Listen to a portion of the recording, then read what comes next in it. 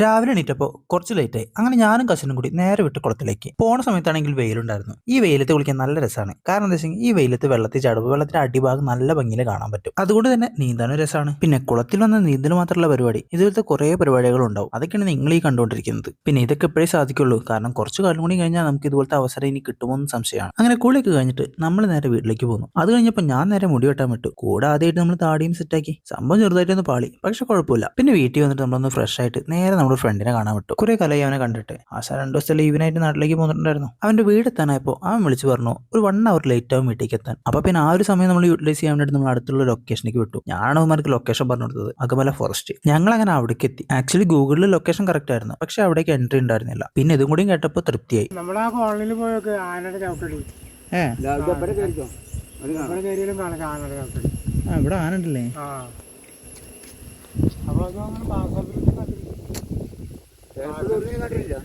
ഒന്നിനും കണ്ടില്ല.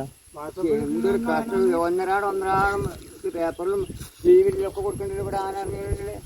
10-27 ആന ഇവിടെ. നമ്മളെ വീട്ടുകാര് നമ്മൾ ഇവിടെ വ്യൂ പോയിന്റ് ഇങ്ങനെ ഗൂഗിളിൽ കണ്ടേ, വ്യൂ പോയിന്റ് ഉണ്ട്, അതുകൊണ്ട് വന്നതാ. കുഴപ്പമില്ല. ഇല്ല വീട്ടിൽ കേട്ടോ. പിന്നെ ആദ്യം പോയി പോസ്റ്റർ ചാർജ് ഞാൻ നമ്മളെ മക്കളെ പോലെ പറയട്ടോ.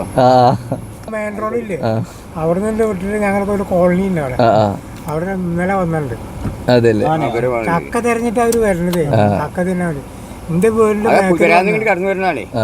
എന്റെ വീടിന്റെ 3 ആന ബാക്കിൽ വന്നത്. എന്റെ കുട്ടികളൊക്കെ ഉണ്ട്. ഞങ്ങളിപ്പോ അപ്പുറത്തേക്ക് വന്ന് നിൽക്കുക. ഈ ആനകളും ഈ ചക്ക തിന്നാൻ വേണ്ടിട്ട് പറമ്പിലൊക്കെ ചക്കളുണ്ട്.